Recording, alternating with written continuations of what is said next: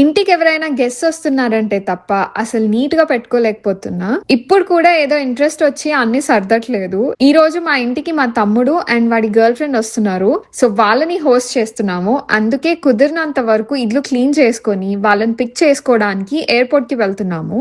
ఇంతకి ఇప్పుడు మా దగ్గరికి ఎందుకు వస్తున్నారంటే ఇండియాకి వెళ్ళి ప్లాన్ ఉంది. సో టికెట్స్ బుక్ చేసుకునేప్పుడు ప్లాన్ ఏమో మా డాగ్ మోమోని మా దగ్గర వదిలిపెట్టి వాళ్ళు ఇండియా వెళ్దామని అనుకుండే.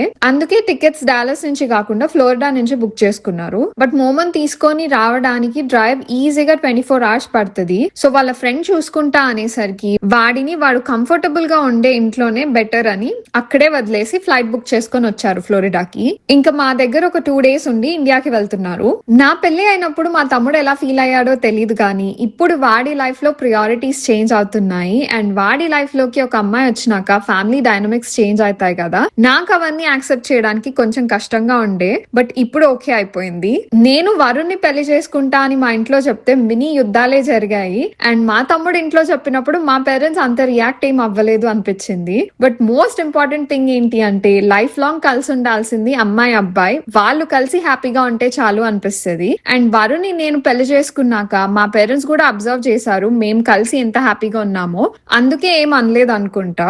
సో ఎయిర్పోర్ట్ కి వెళ్లి పిక్ చేసుకొని వచ్చాము. తను మా ఇంటికి రావడం ఫస్ట్ టైం. సో కొంచెం టైం ఇంట్లో స్పెండ్ చేసి డిన్నర్ కి రెస్టారెంట్ కి వెళ్ళాము. నేను డైట్ స్టార్ట్ చేసినాక ఇదే ఫస్ట్ టైం రెస్టారెంట్ కి వెళ్ళడం. ఫుడ్ తినేసి మాట్లాడుతూ ఇంటికి రిటర్న్ అయ్యాము. మీకు వీడియో నచ్చితే లైక్ చేసి సబ్స్క్రైబ్ చేసుకోండి కదా. Thank you so much for watching.